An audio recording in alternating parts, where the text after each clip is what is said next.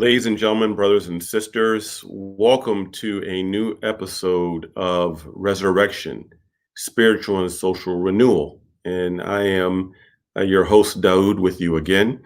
And today we have a special guest on this episode of Resurrection. And I felt that in this episode, given all the discussion that has been going on in the United States of America, and in fact, the world in the last few uh, months, in particular with the killing of George Floyd, in which we are talking about the issues of systemic racism in the United States of America, the false ideology of white supremacy, and how that plays out in various ways. I wanted to have on someone from the indigenous community to discuss this topic. And I think that with all the talk about Black Lives Matter and the focus on Black folks here in the United States of America, I thought that this conversation about systemic racism in America could not be had properly without trying to lift up the voices of our indigenous brothers and sisters. So with that, I'd like to give a very brief introduction to our beloved sister, LaTanya Barlow. She is a indigenous activist. She was born and raised on a Navajo reservation, and she is an activist, and an activist with a very interesting intersection that she is from the indigenous community, part Navajo descent and part Apache descent.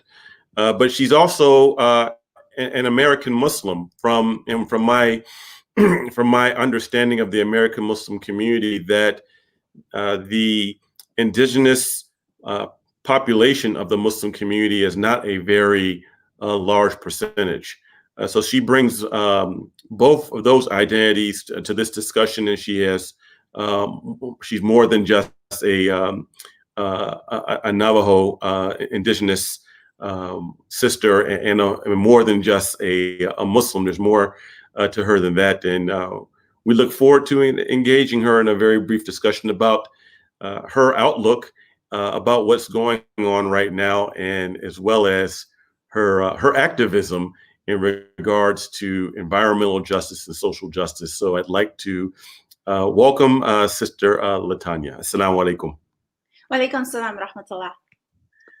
Thank you very, very much for blessing this episode of Resurrection, Spiritual and Social Renewal. And we've only met one time in person. We met back at the American Muslims for Palestine conference years ago. And at that time, I remember vividly hearing your story about how you were involved with the movement to stop the opening of the Keystone Pipeline. And I know that you had actually went there.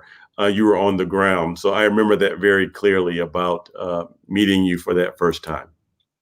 It's my privilege, alhamdulillah, and my honor, jazakallah khair, for giving us a voice. And just one minor, Keystone XL is it's part of the pipelines that are going through indigenous lands, but the one we were more actively in was the Dakota Access Pipeline in North Dakota. So just a little, but it's still pretty much ties in just the same. But I wasn't there. Keystone XL. Yeah. Thank you for the correction in regards to that. And I believe actually that of the states in the United States of America, that actually the indigenous population is larger in the Dakotas than in most states in America. Is that correct? Yes, and a lot of these figures are also based on census, like who does it, who gets counted, who doesn't get counted, and it comes back down into kind of like trickle down politics of indigenous sovereignty. So there are both sides, people who choose to be counted and people who chose not to be counted, and it kind of ties in along with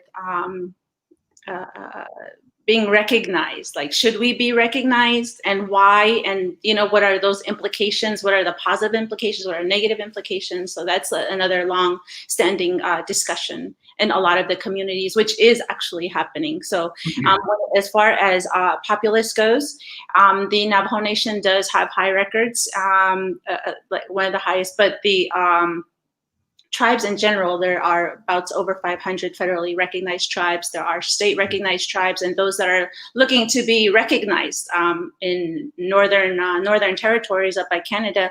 There's a tribe there who was actually brought down to a small, tiny space, and because they were not recognized, they could not hold their space. They could not hold their land. They could not hold their projects in that space that they've been holding for generations. So they pretty much, there was a fight for that a few years ago, and I haven't stayed up to date on what happened, but so that's one example of tribes that are choosing to try to stay visible and to be counted and to be and the reasons why for it, because now we realize at one point I was one of those who were like, well, I'm not going to be counted. I'm going to maintain my roots. I'm going to go with my indigenous language. I'm not going to have social security number, just kind of like off the grid. But at the same time, the land is tied to contracts and to archaeological surveys, like things that need to happen. In order for that to happen, there has to be a name, there has to be a paper trail, there has to be some type of documentation, there has to be proof, and that's which makes sense. So then now we have kind of like the awakening of like, okay, let's go back to the court. Let's go, you know what I mean? If we're really gonna do this, let's nip it in the bud. Let's go get our land back. And how do we do that? We had to kind of like focus on each project one by one. And I think that everyone's participation in the Dakota Access Pipeline in stopping to stop the Dakota Access Pipeline, there was a true awakening of actual facts, the love of truth over falsehood. What were the false reports and what were the true reports, and who were the witnesses, and being able to kind of trace back to who said it and be able to kind of understand what they meant versus what's taken out of context. So, and that's happened on a societal scale, and all the nations came. So it's not like it was only just one group or one tribe or one people. Everyone, all people, all races, all religions, all, doesn't even matter. We're all welcomed to partake in this celebration of awakening, like Allah, the Creator, brought us all together in order for us to realize and wake up. So one of the examples that that indigenous people there, the Nakota, and the Hangpapa, the Great Sioux Nations, the so-called Great Sioux Nations, they set the example of hospitality, of prayer. Wake up, no drugs, no alcohol. So being peace and speaking truth to the oppressor, and it's not just, and when if you needed medical care, there was a place where you could get free medical care. If you needed food, there were various kitchens where you can go and grab yourself a plate, and there was plenty of water. There were people bringing more supplies. So there was never a run out. And I still have my sleeping bag from Standing Rock, and that was free. Oh, you need it back? You need somewhere you need it? Okay. They just brought it right out. Brother Bashir from he was our guide over there, and it was amazing the similarities that I learned from my tribe and his tribe as well. Alhamdulillah. Alhamdulillah. Alhamdulillah. So I want to go back just a little bit, and I know, and you actually touched on something about this issue about whether people want to actually buy in and be counted or not be counted within the system of what we know as the United States of America. But in backtracking, I'd like to hear a little bit about who the First Nations people were prior to the white man stumbling across the Americas and end up starting his colonial project. Like, actually, who were the Navajo people before? And I'm not saying this to imply that there's a disconnect between now and then, but I think it's important for us historically that when we talk about who our people are, be they of African descent or of people who are indigenous, to not start off our narratives or our discussions from narratives of oppression or under the foot of oppressors. So if you could just tell me like something about the Navajo Nation, the Apache Nation, of course, which you have lineage to both of those nations, but also like the importance of those nations' connections with the land here. Great question. And it's a lot. It's a very familiar feeling of what it would, of what it generally would feel like and would be like before. So number one, the concept of property. That's not a term that we were familiar with at the time. So when it's to say, oh, this is mine and that's yours, and there's this line, so there's these invisible lines that are that had begun to be created. So there's like and then they establish and institute rules and laws and all of that. And of course we had those. We had an understanding of boundaries and oral traditions and responsibilities. So we didn't look at it as property. It was a responsibility, something you take care of, something you maintain, what you teach for your children, for the future generations. So there was a lot of unity in that aspect. And it's not about what you, about how much money you had, what you were wearing, or how much land you had. The more you had, the more like it's like, oh my gosh, like I'm glad I'm not you. You know, like wow, what a great undertaking. You must be really blessed. You know, you must be really wise, or there's a certain demeanor for people who have who hold this type of responsibility over time with that's gone. So the number one, that's so these property, and number two would be food and water. Clean food and clean water. And water, more importantly, is what connects us to the land, because in the what they say in Lakota language, mini wachoni, or in the Navajo language, to e na, and in English, water is life. So it's a matter of, water is the first medicine, and women, when women give birth, there's water. You know, the child is kind of like in a fluid. So like kind of taking drinking clean water. So then everything grows. We can farm, we can hunt, and we can do all of these things. And there was that food, water. I want to kind of stay on the topic of water only because of like health. Health is probably going to be another thing. We were pretty much, I don't want to say that what we were eating was completely halal, but I can understand that even as a child, it was passed down to me by my grandma, that her grandma taught her was to always give thanks to the animal that we were sacrificing. So in this case, it was sheep. Over time, you know, maybe from deer, from my grandpa used to hunt rabbit with my mom. They used to eat rabbit before in the 1970s. So it was something that was still familiar. Our traditional ways of life were still familiar to us in the late 1800s, and we had to kind of fight the English and the conquistadors. I know I'm getting off topic, but I think you're good. You're good. Keep going. Those are the three main topics, though, is the concept of property, because that a lot of people right now are about me. It's about greed. It's about capitalism. What am I going to get next? Who I'm going to impress, and why? What am I going to reward myself with for the good work that I've done? Like I, me, like, and so that creates a disconnect from the family, from the community, so it destroys. So water is. SubhanAllah, we use, you need clean water to bathe, you need clean water for wudu, you need clean water to drink, you need clean, you can't, right now, water is especially in Canada, the water is filled with all types of toxic chemicals. There's, the levels of mercury is way over regulation in Canada. It should be at least 0.01 mercury level. Or less than 0.01. The levels there are at 8.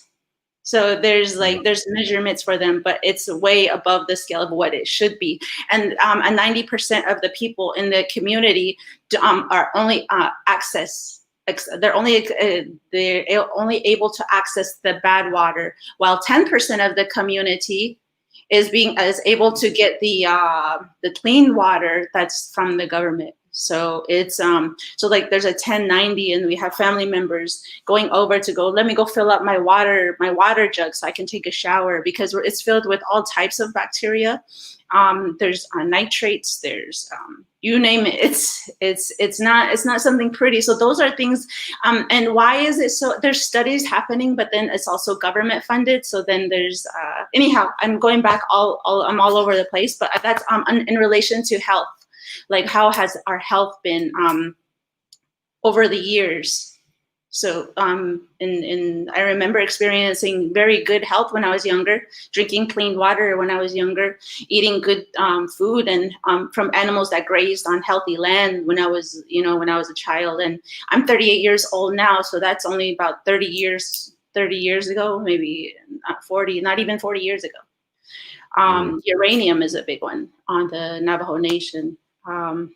But we do have teams, and these are not struggles that we sit and cry and pout and kind of at one time we were complacent. At one time we were like, oh, somebody else would do it. But there's we had to learn English. We had to understand what these terms mean. We had to go in and study. We had to go in and do research. We had to go in and get our own test kits. We're pretty much doing a lot of the groundwork ourselves, going out into the field. We'll get a few family members, people that care enough to kind of say, hey, look, this is not a good thing. Why is everybody getting sick? Why it was the COVID-19 hit the Navajo Nation hardest. Why? Because the water, accessibility to water, and what has happened to our health over the past half a century kind of makes us the perfect population group. Maybe not just my tribe, but it's so far out. That's the difference between our tribe and the rest of the tribes, is that we're so many in a land that's so far spread out with very little water that we have elders and young children having difficulties trying to get maybe even bring a bucket of water inside, because it'll be outside in the barrel. So there's these little struggles. So a lot of teams go out onto the reservation now, where elders are being taken care of, water is being delivered. And countries from overseas have been helping a lot with the COVID relief as well. So sending respirators and face masks and water.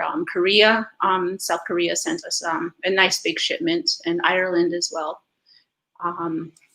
Not sure what our own government sent us, but we're good. In a way, there's still that caution that we have to be careful of. Well, there's a couple of things that you said that really had me thinking. One is about the aspect of communal living that you were talking about, as far as indigenous people, First Nation cultures, and how it's not more about a me thing, bro, but a we thing, which is very foreign to the dominant culture or the American experience, right? Where this is a very Nefsani, or a very narcissistic, or me, my people, my group, my family, myself type of society that we have these days. But you also mentioned the issue of the land not necessarily being seen as property of like one person, or sole property of one group of people, which is it's fascinating, actually very educational. And I want to tell you something that, and probably I made a misstep when I did this, but it was a few years ago. I went to my first gathering or powwow here in Michigan, and is of the Ojibwe Nation. Yeah. And even though I'm a descendant of the enslaved Africans that were brought here, and my family had no say so about coming here, I met the chief of the tribe, and I asked him permission to live on this land, because I know that this land was before the white man came and pushed people off the land. I know that this was a Ojibwe nation lived here, and this was their land. They were living peacefully and cultivating the earth and respecting nature, respecting the water, unlike the poison water that we still have in Flint, Michigan right now. Unlike we still have some areas in Detroit where the water has lead. That hasn't gone away just because it's out of the national media, right? So I felt that I was obligated to ask his permission, though I'm an American citizen. I wanted to ask his permission. So it's really, it's fascinating to me that you said this in a very type of liberating philosophy that you mentioned from my people. And it kind of makes me think that the Europeans who came here to America, who had this idea about the landlords, right? That this is like really their term. And that they came here in part for property, to own property. And so it just kind of makes me think that that it makes me think that when they came here, that in a sense they took advantage of the spiritual disposition and the openness and the hospitality of the First Nations people, who have a totally different welcoming philosophy and worldview than from those who came here from Western Europe. And I know they try to hide it maybe sometimes, but they can't help it because look at where they came from. They have always fought wars. They have always been pushed down. They have some work to do. These Europeans, these light skins, creation of God, these light-skinned people, creation of God, and they know who they are. And there's a time and a place for them where they need to find and heal from inside, because something happened to them maybe historically as a people, which created such discord and dissension and hatred that they were not able to rise above, and which they just gave up. So thinking that conquering gave them that feeling of power, gave them some type of value, some type of worth, but it's all external. You can't do any external work. All that external work counts for very little when your internal is a mess. And I learned that before I became Muslim. And it was a Muslim that actually pointed that out to me, and it made a lot of sense, because I was always like, oh, I have to clean this, I have to clean that, but my heart wasn't completely in the right place. So when I realized that I had to work on my heart, I had to work on my actions, I had to work on everything I said, everything I thought, and being conscious of every little thing. And then also looking at the world, looking at the guy walking down the street, looking at this person, how it all ties in together. So I got a lot of more worldview when I was around Muslims before I accepted Islam. And then once I accepted Islam, it just felt like everything took off, like in a good way. From that point on, I was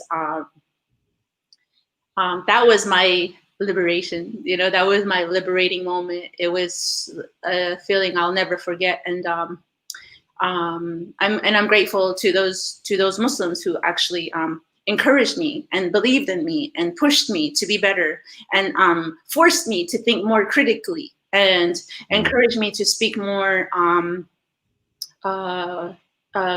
I don't want to say coherently, but a little more with a thought, to slow down, give it some thought, and work on your delivery, work on your tone in a way. And I'm like, wow, this is in the Navajo way. We're encouraged to do the same thing.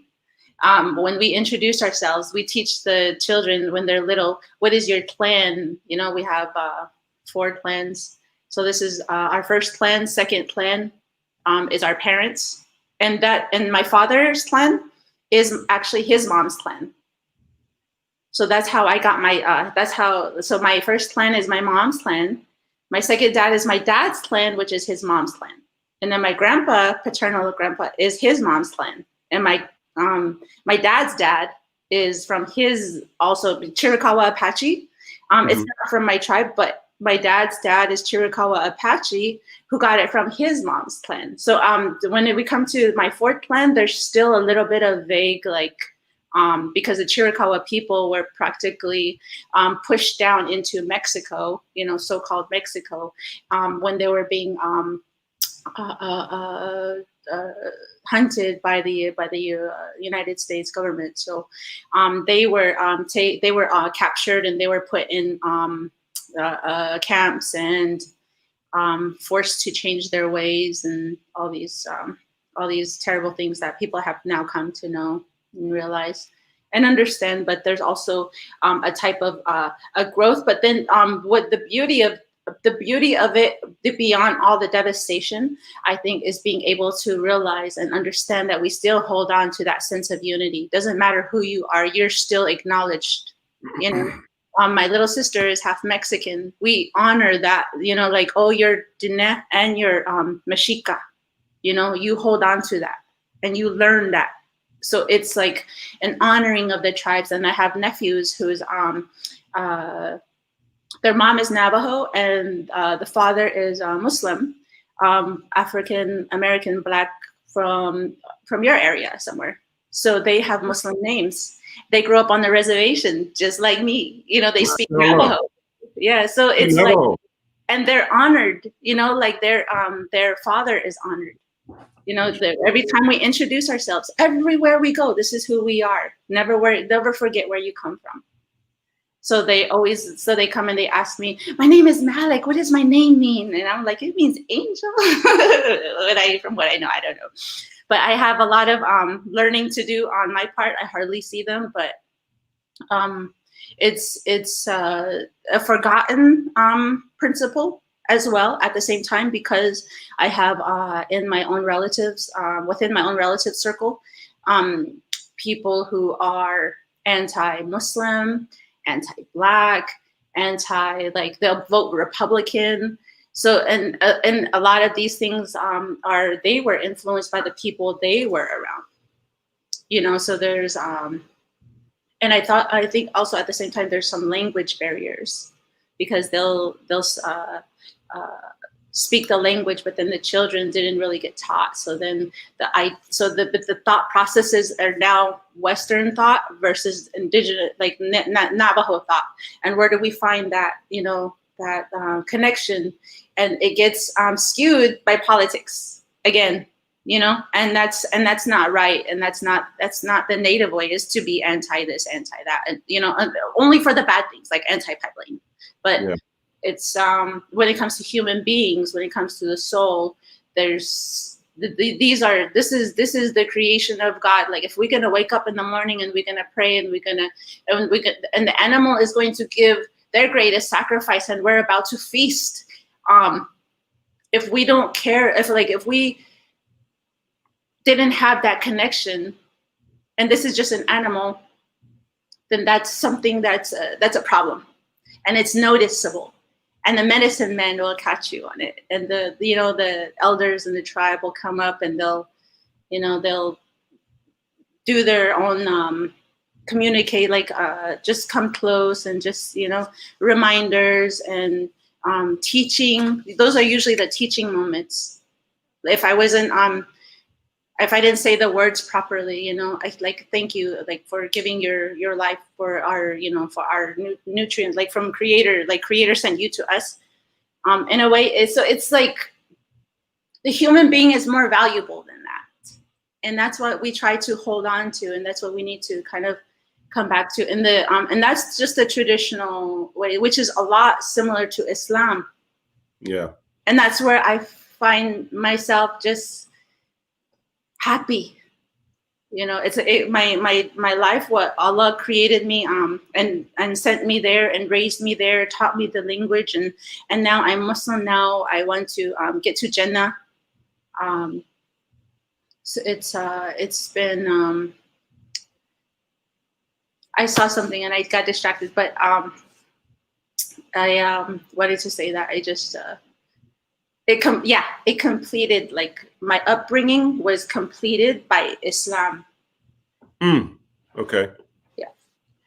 So, going back to something you said, and you made a point, and I think it's very important for this time, and I'd like for you to elaborate on it probably a little more, and especially what we see right now going on in various social justice movements. And what you pointed to was that you didn't talk simply about a justice narrative, but you also talked about the issue of healing. So you're saying that you are mentioning that not only do people who are marginalized need healing, but actually those in the status quo or come from the dominant society or from the oppressor class, they too also need healing. And you mentioned that in terms of what the what you said, the people who God created with less melanin that came from Europe, they had to have gone through some sort of trauma through all of that violence and to make their mentality be the way that it was when they came here to this land to act the way they act. And really, many of their descendants are in overdrive.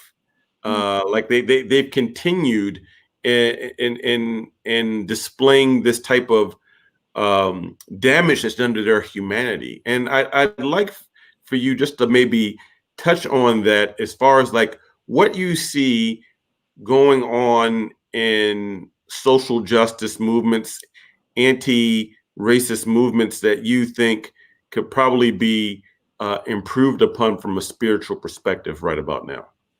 So what I see happening is that with George Floyd, what happened to George Floyd has now these big corporations setting money aside. We're now seeing who these big corporations are. Who are these owners? Where are they putting their money? Where are they not putting their money? So they have become more visible. So now that up until now, that hasn't really happened. And we're not talking about just one corporation. We're talking about a multitude of corporations standing up for Black Lives Matter and saying, no, we're not going to have it. No, this is what we're going to do. So that's one aspect of where Indigenous people are also heard, because there's the censorship, but we don't mind the censorship. We're used to it. We're fine. There's a lot of people who have ears that will listen. And we're going to make our voices heard. And that's over 500 years of experience. And it's to face these people with a heart like that, is to face them with no fear, show them that they're not going to be harmed, and let them know that they're cared about, and let them know that, and we had to humanize these, you know what I mean? This what do you call this ferocious spirit, dark, bad spirit. So it's not just the people, it's the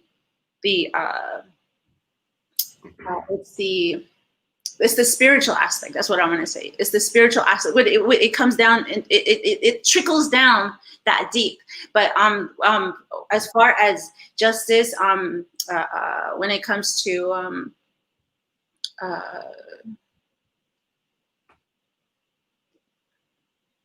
what was I gonna say? The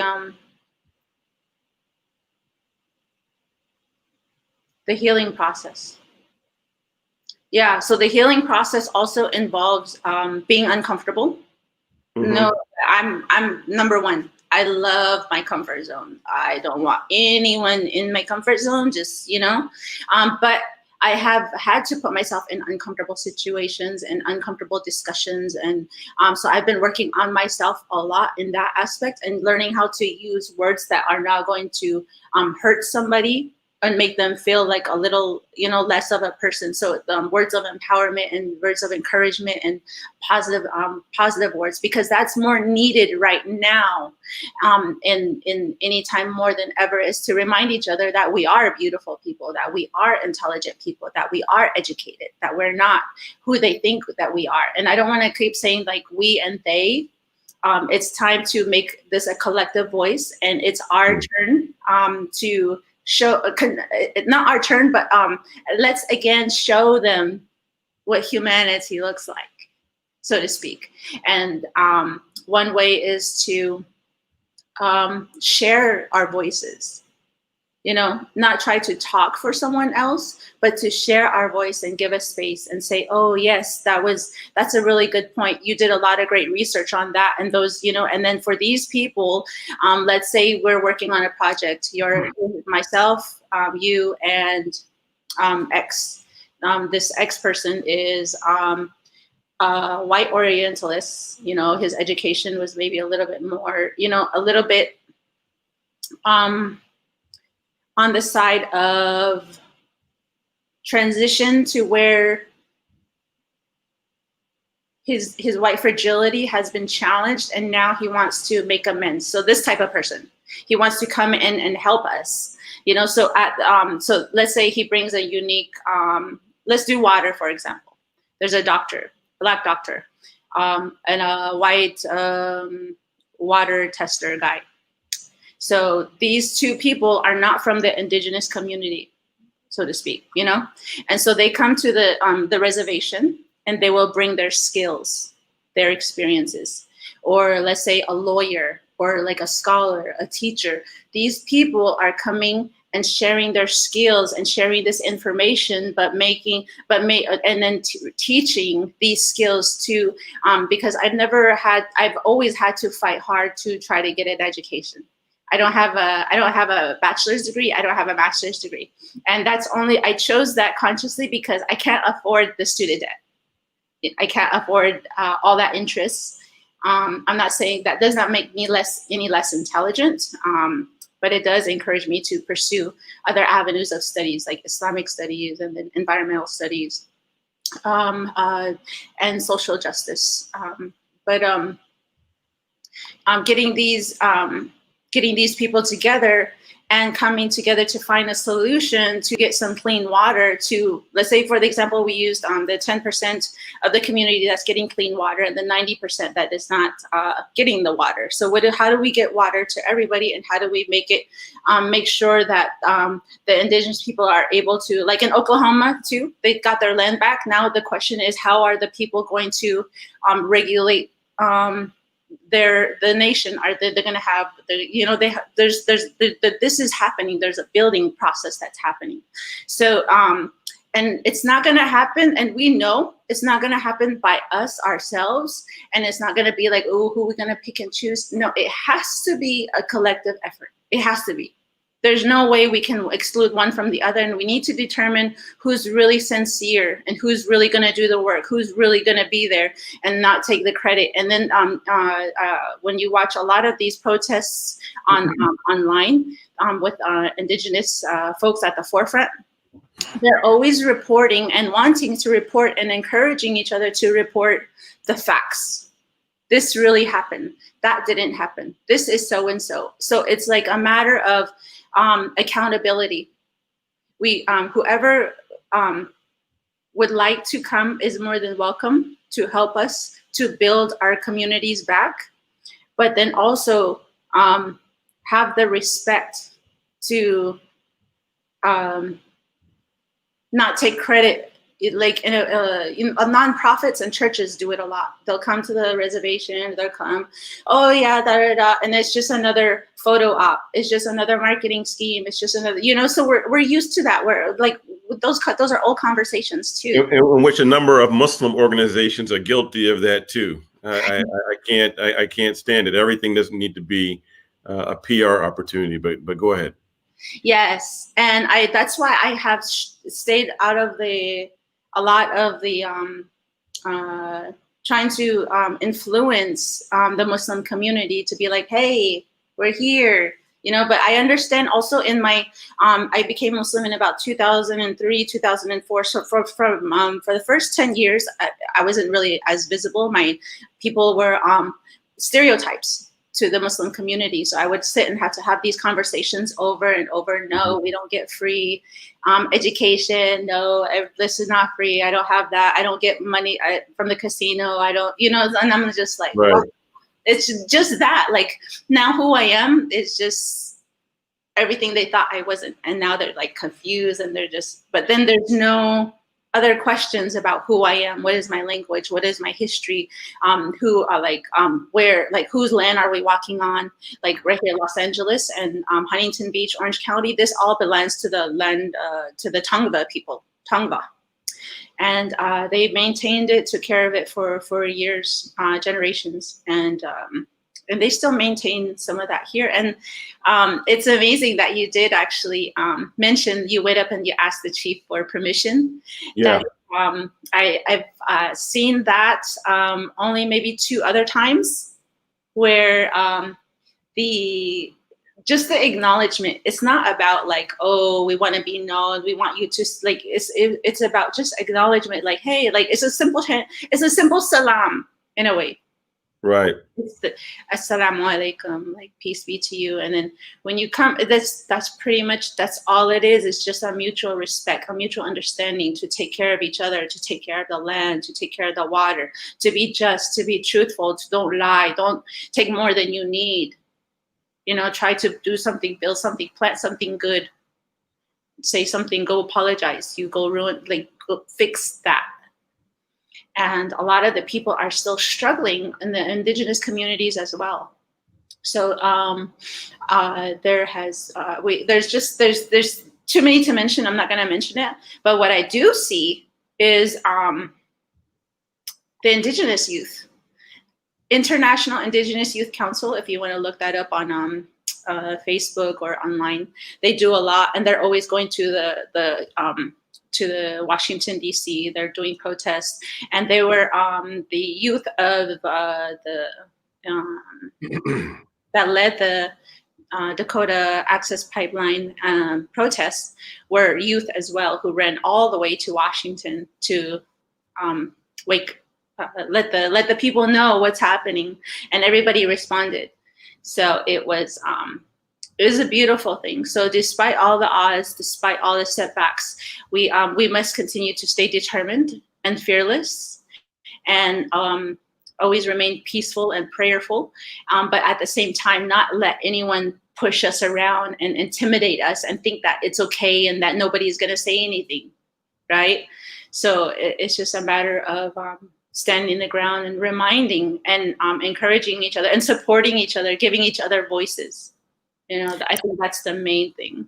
So if you could tell us, and I'm really curious about this because you talked about a few things. One, about how certain relief organizations and religious organizations have come to First Nation lands, and basically they want to help or be this so-called benevolent group, and they come for photo ops. So you've identified the photo op issue. And I've seen the same thing take place in West Africa, especially in the area of Ghana. I've seen it in Mali as well. The second thing that you've mentioned in relationship is to your intersection of being an indigenous woman who's also Muslim, and a lot of unpacking that you had to do in terms of trying to clear up a lot of misconceptions. What I'd like to know from you is if you can give us some practical advice or steps taking the lead of indigenous people such as yourself about how can we be brotherly and sisterly to First Nations people, to Indigenous Nations people, in a way that is taking the lead from what you all are looking for non-First Nation people to support you in this time with COVID-19 that's ravaged many sections of the country, including I've seen high amounts in Navajo country in particular, to the issue of mass incarceration of Native people, that many people don't understand. The mass incarceration rates for Native American people are much higher than the percentage in the country, similar to African Americans. The issue of police brutality against Native people, like what ways would you like to see uh, uh, some people who are willing to help or support? Like if you can give us a couple of like tips or pointers about how to do that. I think that number one would be to create a contact, reach out, find the leadership, find what land you're living on, whose land is that, acknowledge that you now have a responsibility to take care of it, and encourage others and be the example for others to take care of the land on which is provided, and yeah, so that's number one. And number two would be to go seek out that leadership of these indigenous communities who are working on projects. There's farming projects. There are, let's say a tribe, for example, is working on farming, and they're they're raising native plants, indigenous plants, to the area, and it's medicine. Not just any kind of plant, like medicine, like real medicine plants for different ailments. And there's a huge study and a lot of plants that are known to the indigenous communities, which are known to like in the native languages. So one would be to go find out these traditional knowledge holders, and talk to them and see what they have, what they need. Do they need volunteers? Hey, I got some people who can sign up and help you till the land. We can help do this, we can help do that. Just little projects here and there, nothing too big, nothing too major, nothing too fancy. We're just human beings, and we just want our brothers and sisters in humanity to just kind of understand and just also have some type of accountability. And the best way to show appreciation in the Native way is always to partake in the community, is to be helpful. You find some trash, pick that up. If you find it doesn't matter, it doesn't look right, fix it. And that's number two, is to seek out these traditional knowledge seekers. And then number three is to have roundtable discussions of what can happen, and look at maybe 5 to 10 year plans of community organizing and being there together in solidarity, and not I think that's where the nonprofit industrial complex comes from, is the charity aspect, where people get a little they take that a little bit too far. I mean, I prefer the Arabic word for charity, like, sadaqah, because it carries a little, there's the value is much more appreciated. And in English, you just say charity, it doesn't give it its importance. It just seems like something like, oh, you get it, give $1 here and there. It's beyond that. So creating some roundtable discussions and just kind of hanging out, play some sports games, or understand like what these indigenous people like, ask them about what is just, like, for example, there's an Earth Lodge. We could an Earth Lodge is about 3 football fields long.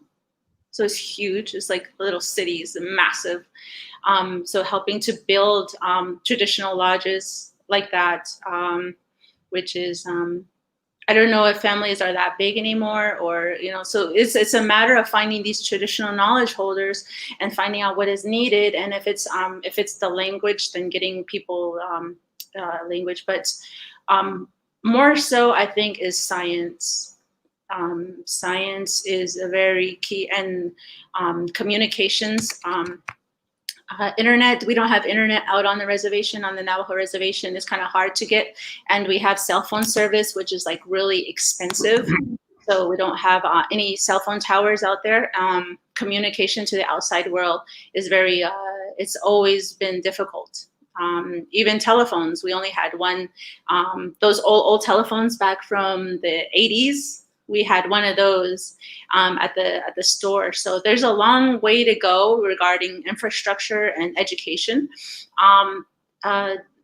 At the same time, there are Navajo people that are taking strides. There's a brother who works with NASA and working with jets. And then we have doctors that working on the front lines with COVID patients. And then we have journalists who are out there reporting. And we have farmers that are getting educated and teaching the indigenous people, like the youth and on colleges. So they travel to different colleges and they're teaching about the plants. And then we have so there's a lot of things happening, bringing the culture back alive. But at the same time, as a Muslim, I think that what would be good to see is more Muslim interaction in the indigenous communities without trying to overstep. You know, being able to be like, hey,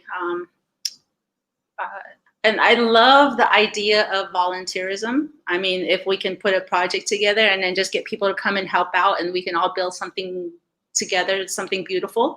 And I think that would be a starting point, like a pivotal moment in time of a joining of the people.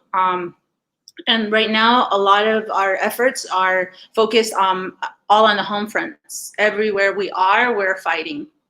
So you name it, Northern California, Oregon, the Six Nations, the First Nations, the Navajo Nation, the Oklahoma tribes, everywhere we are, our voices are being heard. So it's a beautiful thing, and we don't want to let it get to our heads. You know, we want to be able to stay humble and not take credit, because it's Allah that's guiding all of us, and we should continue to ask for his guidance and ask for his help, and ask him to keep the good people close to us and take all the bad people far. And we should ask the Creator to give us the vision and and so that we make the best impact for the next generations coming in. So it's not just about us anymore. So that's a refocusing and encouragement of Islamic principles that, and at the same time, just one more thing and I think about this every day. Islam is like the culture of the native people in a lot of ways. And I'm like, wow, sometimes I don't even feel like I have to change a lot from being Navajo to my identity. You know, my identity is so, everything is always going to change. Like if I get married and then I have a child, that child is going to have different races. And then that child's going to marry someone else, there's going to be different races. And you know what I mean? So how can we always hold on to the concept of this is, you know, I'm only this, you know, like let's say white people, for example, I am only white. I am only, you know, you have to include yourself. There has to be a type of togetherness, because it's going to change. It's not going to stay the way you want. Right. You know, and the only thing that doesn't change is Allah. That's right. So all these boundaries limiting people, this line, United States and Mexico, you're a US citizen, you're a Mexican citizen. And then there are people with dual citizenships. And now that also creates something in the brain like, oh, I don't want to go and pursue that because I don't want to be like them. You know what I mean? Like, for example, the drunk Indian, you know, oh, he's just a drunk. He's just, you know, he's just one of those natives that he doesn't want to do anything good with his life. But there's also a victory in that, because you look at the opposite. They're trying to force you. They stole us from the land, they took a child from the mother's arms, put him into this church system, cut his hair, made him speak a different language, was abused. And so this child grows up. doesn't want to be anything like that, doesn't want to grow up in the church, doesn't want to be like what the white man does, or doesn't want to listen to what the white man says, doesn't want to learn the white man curriculum, the education. So what are you going to teach me? You're going to teach me to be like you? No, I'm going to just, drown my, I'm going to deal with it. I'm going to drown my pain and my sorrows and my struggles. So just so I don't be like you. Mm. So there's resistance, there's resilience, and there's a reason. Mm. So that we hold on to this hope that they're going to get better, that they have there's no choice but for us to do to get better, to get to that level, to push and to keep pushing and to keep pushing. And we are now at that point. I mean, with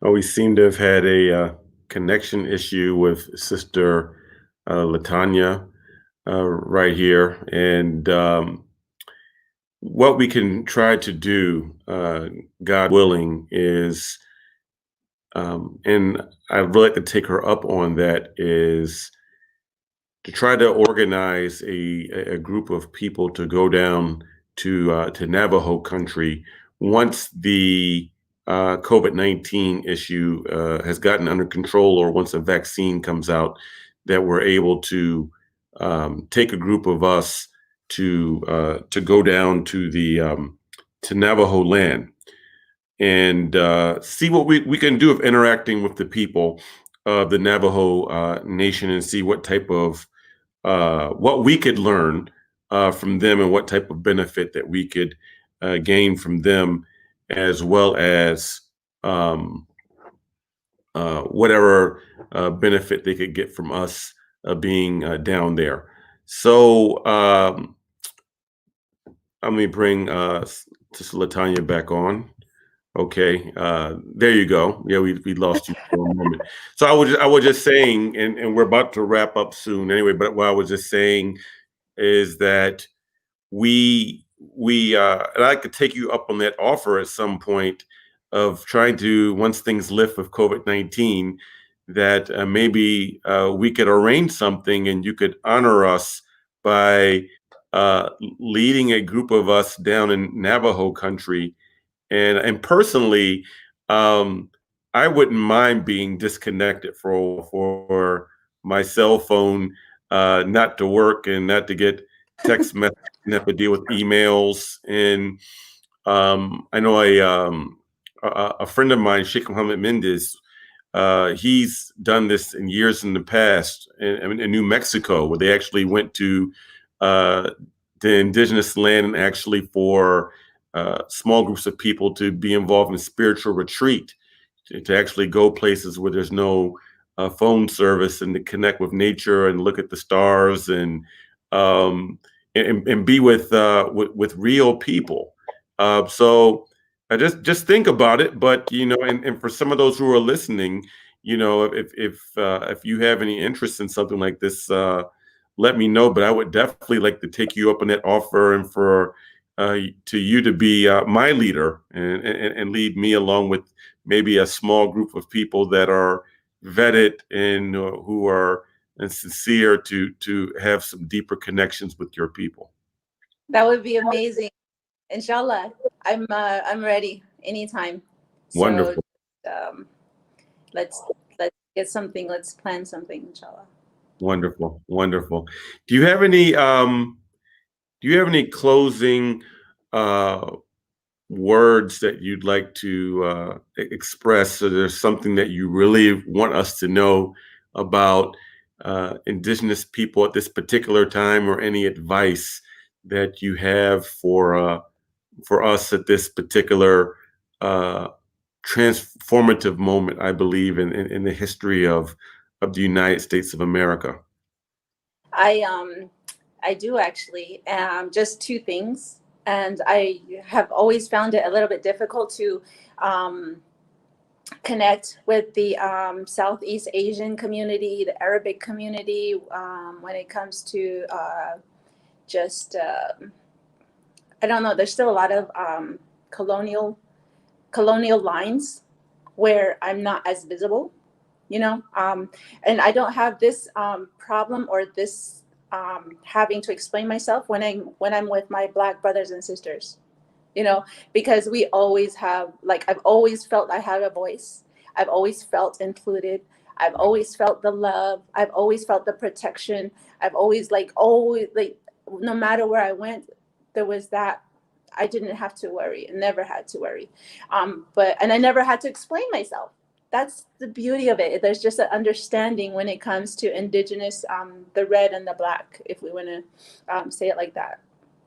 So, and I think that's what the future is um, us going forward, because we have a deep history with these colonial powers, and Yeah. we understand how they operate, how it works, and we know how to kind of untie it. We know how to we know how to we know how to we know how to do it. We just have to push ourselves, and it's happening. It's all happening right now, and we've been waiting for this day. Alhamdulillah, may Allah guide us the way. And then number two was, I saw a picture in India of the president, or whoever is in charge over there, Modi. He Modi, yeah. Yeah, he was in a masjid, and he was actually doing a prayer to the god that they worship over there. I think is Ram. So I was like, wow, that's exactly like what's happening over here too. They go to our sacred lands, they go to our sacred spaces, and they just kind of dig up whatever they want, and then they want to just, and then they establish a church on top, or so, or whatever it is. It's just, it's not like a white thing, you know what I mean? It's a Yeah. mentality thing. It's a mentality thing, but at the same time,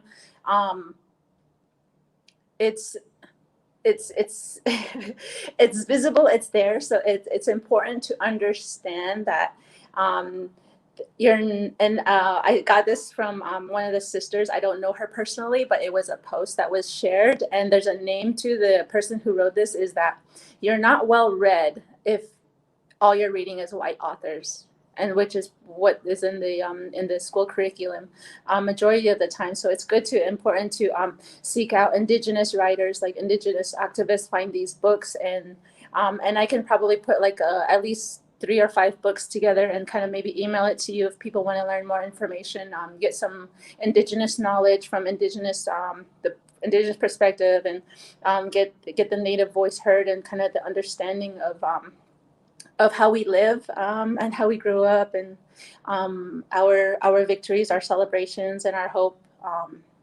It would be it would I'll go ahead, and I can try to send something out to you if anybody wants any of that. So just getting educated also on Indigenous rights, Indigenous issues, and kind of finding where whoever is reading, whoever is receptive to this message, is for that person maybe to take away how they can. First, it has to be internalized. You have to think about it. You have to kind of come to grips that you're still part of the process of people moving here. We're the people that didn't. We were not brought here. We're still here, and we're not leaving anytime soon. We're not just going to abandon this place. We're not just going to go try to get another citizenship over somewhere else. We're here to stay.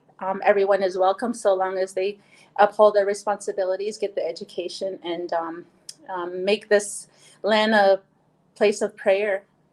Make this entire country, all of it, make it all a place of prayer. Give thanks for the water. Give thanks for every step you take. Give thanks for the trees. You see the birds. Give thanks for that, because it's nothing but Allah that holds up the birds. So it's like you have to remember, you have to reflect, you have to connect yourself to the land in all these ways, because there's too much steel, there's too much concrete, there's too much, separation. We used to walk around without our shoes, Yeah. so it's just a matter of indigenizing yourself. Put yourself in my moccasins. You can try them on. Well, But I tell you what, you can get me the book list, and I can post it on the Resurrection Podcast page on Facebook. But what I'd like to do is, at some point in time, and is to have you back, and we can continue the conversation, and Perhaps in the meantime, in between time, we can maybe talk about some ways of planning something for 2021, God willing, where we can make a sojourn down to Navajo country, and you can be our leader in that endeavor. And so perhaps maybe that's for another show. Absolutely. You guys are in for a treat. Wonderful, wonderful, Inshallah. wonderful. Well, thank you very much for gracing us and being so generous with your time, and for your wonderful words, and being generous about talking about the history of First Nations people. Even though it's so much more, we could be talking from now until this time next week, and we still wouldn't have gotten but so far. But we thank you for your time, and God willing, we'll stay in contact, and we'll have you on again. Thank you very much. Assalamu alaikum. جزاك الله خير. وعليكم السلام ورحمة الله وبركاته.